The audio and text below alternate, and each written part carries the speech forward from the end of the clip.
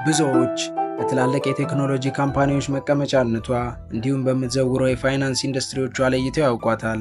በተጨማሪም በምሽትም በቀንም በውበታቸው የሚያበሩት ሕንፃዎቿና መሠረተ ልማቶቿ የመልኳ መስታወቶች ናቸው። እንዲህ አምራና ሸብርቃ የሚያያት አንዱ ውብ የቴክኖሎጂና የፋይናንስ ልዕቀት ማዕከል የሆነች ከተማን እንጂ ሀገር ናት ቢባል ከስፋቱ አንጻር ለማመን ይግደረደራል። ይህች ሀገር ስፋቷ ከኒውዮርክ ከተማ ያንሳል።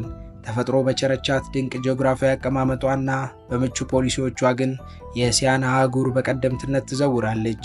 ዛሬ መዳረሻችን አድርጌ ላስቃኛችሁ የወደድኩት የብዙዎች የህልም ሀገር የሆነችውን የቴክኖሎጂ ተቋማትና የፋይናንስ ኢንዱስትሪው መናገሻ የሆነችውን ሲንጋፖርን ነው።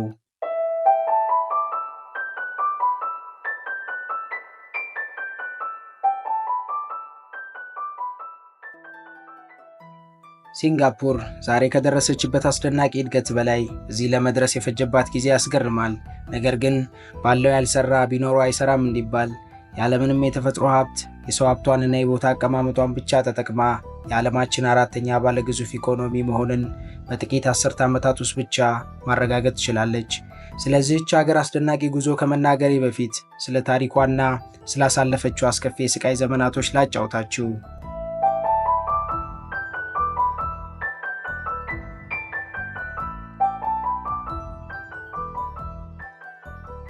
ሲንጋፖር እንደ ሀገር ድንበር ተከልሎላት ማንነት ያገኘችው በ1965 እንደ አውሮፓውያን አቆጣጠር ነበረ። ከዚያ በፊት በማሌዥያ ስር ሆና ግን ቀኝ ግዛትንና የግፍ ሕይወትን አሳልፋለች። አሁን ሲንጋፖር ያለችበት መሬት መጀመሪያ በደቾች አመራር ስር የነበረ ሲሆን ኋላ ላይ ግን በ19ኛው ክፍለ ዘመን አቅም ከነበራቸው ተቋማት ውስጥ አንዱ የነበረው ብሪቲሽ ኢስት ኢንዲያን ካምፓኒ ለተሰማራበት የሺፒንግ እና የትሬዲንግ ዘርፍ አመቺ ቦታን ማደን ጀመረ።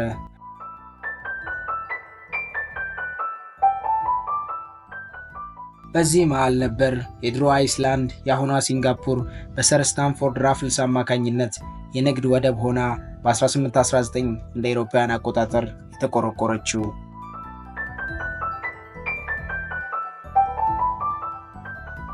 ይህም የእንግሊዝ ዓይን እንዲያርፍባትና እንድትመኛት አደረገ። የእንግሊዝ ፍላጎትም ጠንክሮ የአሁኗ ሲንጋፖር በ1867 ሕጋዊ የእንግሊዝ ግዛት በመሆን በቀኝ ግዛት ስር ወደቀች። እንግሊዞችም ግዛቷን በበላይነት ተቆጣጥረው ደሴቷን የንግድና የወታደራዊ ማዕከል አድርገው ማስተዳደር ጀመሩ። ለረጅም ዘመንም በእንግሊዝ አገዛዝ ስር ወድቃ የነበረችው አገሪቱ ከሁለተኛው ዓለም ጦርነት በኋላ ግን የገዢነቱ ስልጣን ከእንግሊዝ ወደ ጃፓን ተሸጋግሮ በጃፓን ወረራ አማካኝነት ለ3 ዓመት ከ7 ወራት ያክል ጃፓን ሲንጋፖርን አንቀጥቅጣ ገዛች።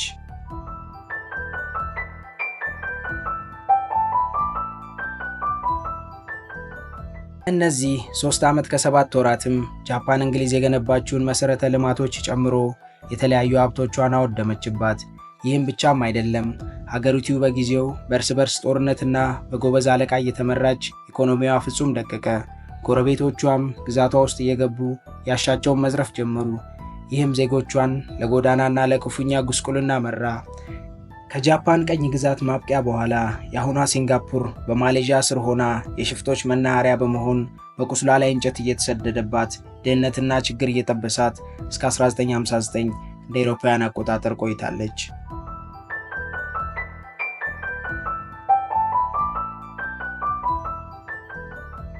ከዚህ በኋላ ነበረ የትንሣኤዋን አብሳሪ ኔልሰን ማንዴላዋ የሆኑትን ሊ ኩዋን ዩን የተዋወቀችው። እኚህ ሰው የሲንጋፖራውያን አባት በመባልም ይታወቃሉ። ሀገሪቱንም ሀገር አድርገው ለ31 ዓመታት በብቃት መርተዋል። ጠቅላይ ሚኒስትር ሊ ኩዋን ዩ ጠበቃና ረዥሙን የህይወት ዘመናቸውን በእንግሊዝ ሀገር በትምህርት ላይ ነበር ያሳለፉት። ስም አልባ የሆነችውን የማሌዥያ ግዛት ከወደቀችበትም አንስተው ሲንጋፖር ብለው ሰይመው ታሪኳን ቀይረዋል። እኚህ ሰው በ1963 ደሴቷን ወክለው ያነሱት ጥያቄ ነበር የኋላ ችግር አምጥቶ ከ2 ዓመት በኋላ መልስ ያገኘው። በወቅቱ ማሌዥያ ያላስተዋለችው አሁን ላይ ግን የሚቆጫትን ውሳኔ ይዞላቸው መጣ። ይህም በ1965 ሲንጋፖር ሀገር ሆና ከቀኝ ግዛት በኋላ ራሷን ችላ እንድትቆም ከግዛቷ ለይቶ ማውጣት ነበረ።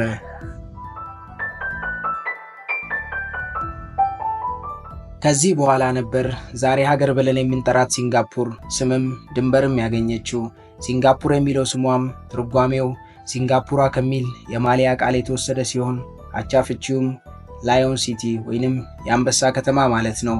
ጠቅላይ ሚኒስትር ሊ ኩዋን ዩ በ1965 ይህችን ደሴት ሲረከቡ ሀገሪቱ ከመጠን ባለፈ የድህነት አረንቋ ውስጥ ተዘፍቃ ዜጎቿ የሚላስ የሚቀመስም ባልነበራቸው ወቅት ከፍ ሲልም መጠለያና የሰው ልጅ መሰረታዊ ፍላጎቶች እንኳን ባልነበራቸው ወቅት ከምንም በላይ በጎሳና በዘር ተከፋፍለው አንድነት ባጡበት ወቅት ነበረ። ታዲያ በዚህ ጊዜ ነበረ እኚህ ብልህ መሪ ተረጋግተው በማሰብ ሀገሪቱ ከጎደላትና ካጣችው ነገር በላይ ያላት ነገር ላይ በማተኮር የዛሬዋን ሲንጋፖር ለመፍጠር ቆርጠው የተነሱት።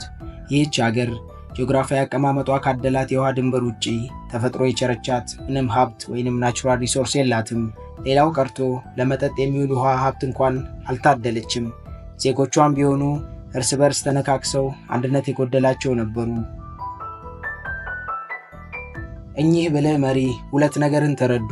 ሲንጋፖር ካደገች ልታድግ የምትችለው ጂኦግራፊ በቸረቻት አቀማመጧና በህዝቦቿ ብቻ በመሆኑ ለዚህም ማስተር ፕላን ነድፈው አሁን ያለውን ሲንጋፖርን የዓለምን ብርት ያደረጋትን ወደብ መስርቶ ማስተዳደርና የህዝቡን አንድነት ለማጽናት ደግሞ ጥሩ አምባገነን መሪ መሆን እንዳለባቸው በመገንዘብ ወደ እንቅስቃሴ ገቡ። ወደቡን በተመለከተ ግን አንድ ችግር ገጠማቸው። ይህም ሀገሪቱ የምታመርተው ምንም አይነት ምርት ስላልነበረ ወደቡን መጠቀም ህልም ሆነ። ለዚህም መፍትሄ ይሆን ዘንድ የውጭ ሀገር ኢንቨስትመንትን በማበረታታት ላይ አተኩሮ መስራት ጀመሩ። ዝቅተኛና ሳቢ የታክስ ስትራቴጂና የውጭ ኢንቨስተሮችን የሚስብ ፖሊሲ ያረቀቁ። ይህም ተሳክቶላቸው በርካታ ዓለም አቀፍ ተቋማት ፋብሪካዎቻቸውን ለመትከል የሲንጋፖርን በር አንኳኩ። ይህም የሀገሪቱን ኤክስፖርት እንዲነቃቃና ለዜጎች የሥራ ዕድል እንዲፈጠር ምክንያት ሆነ። በዚህም ሂደት መንግሥት ከታክስ ገቢ ያገኘ፣ ዜጎች የሥራ ዕድል ተፈጠረላቸው። የሲንጋፖር ወደብም አገልግሎት መስጠት ጀመረ። በዚህ ሁኔታ ፎሬን ኢንቨስትመንት በሀገሪቱ በከፍተኛ መጠን መስፋፋት ቻለ። በ10 ዓመታት ውስጥም የዜጎች የሥራ አጥ ቁጥር ዜሮ ሆነ። ጠቅላይ ሚኒስትሩ በዚህ ብቻ አልቆሙም።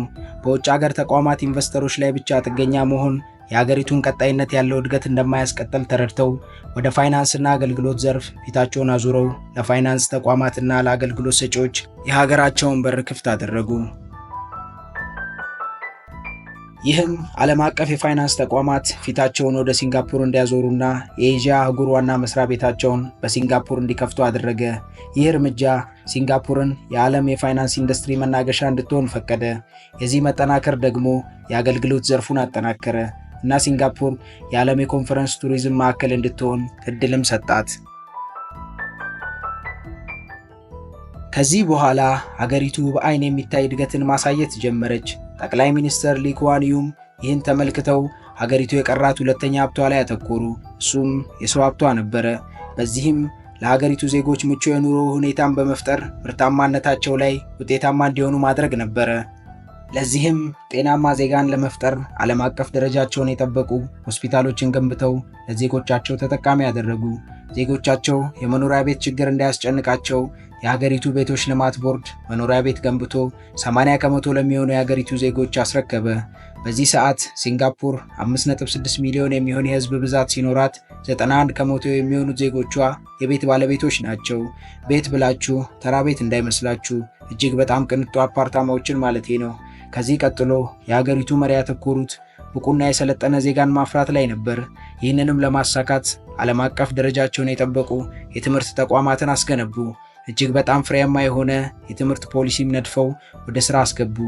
ዛሬ ላይ ሁሉም በሚባል ደረጃ ሲንጋፖር የሰለጠነና የተማረ የሰው ኃይል ባለቤት ናት። ተማሪዎቿም ቢሆኑ በዓለም አቀፍ ደረጃ ተወዳዳሪና አሸናፊዎች ናቸው። በዚህ ሰዓት ሲንጋፖር ዝቅተኛ ሙስናና ቢሮክራሲ ያለባት ሀገር ናት። የሀገሪቱ መንግስት ሙስናን አብዝቶ ይጸየፋል። የሙሰኞች ቅጣትም ከባድ የሚባል ነው። በተጨማሪም የሀገሪቱ የመንግስት ሰራተኞች ከፍተኛውን የደሞዝ ጣራ ተቆናጠው ነው የሚኖሩት።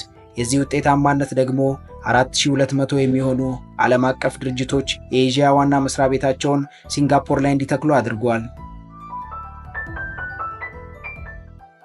ሲንጋፖር በዚህ ሰዓት በየጊዜው እያደገ ያለ የግዙፍ ጂዲፒ ባለቤትና የዓለማችን ቁጥር 4 ሀብታሟ ሀገር ናት።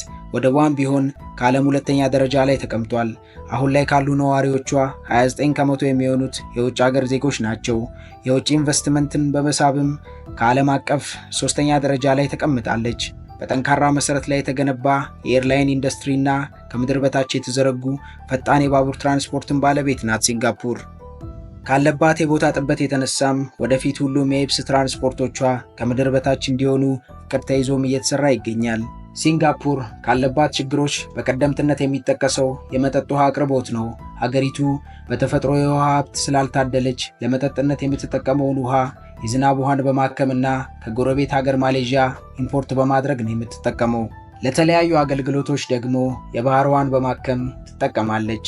ሲንጋፖራውያን ያለባቸው የቦታ እጥረት ግብርናን ከመተግበር አላገዳቸውም። ቴክኖሎጂን በመጠቀም ፎቅ ገንብተው ቨርቲካል ፋርሚንግን በመተግበር ሰብሎችንና ፍራፍሬዎችን ያመርታሉ። በብዝሃ ሕይወት ስብጥርም አይታሙም። 25 ከመቶ የሚሆነው መሬታቸው በፓርኮችና በተፈጥሮ እጽዋት የተሞላ ነው።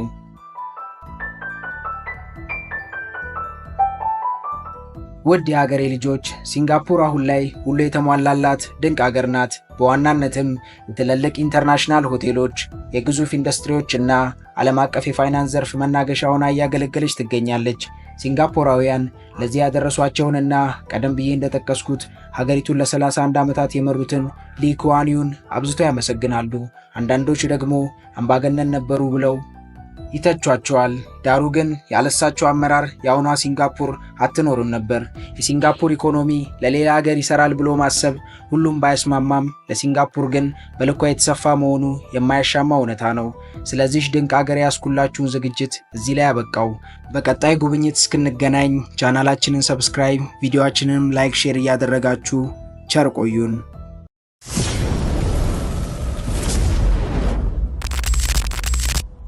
you